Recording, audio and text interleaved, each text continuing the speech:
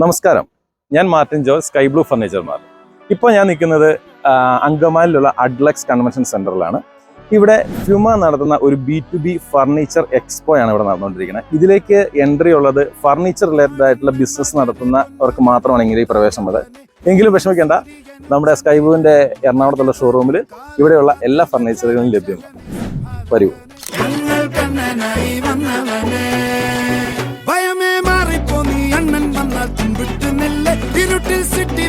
ராஜாவுக்கு எல்லாரும் சொல்ல இவனை தொழுவானாயும் ஜனத்திரக்க காலம் எடுத்து வச்சான் சொர்க்கம் போலும் மன்னர்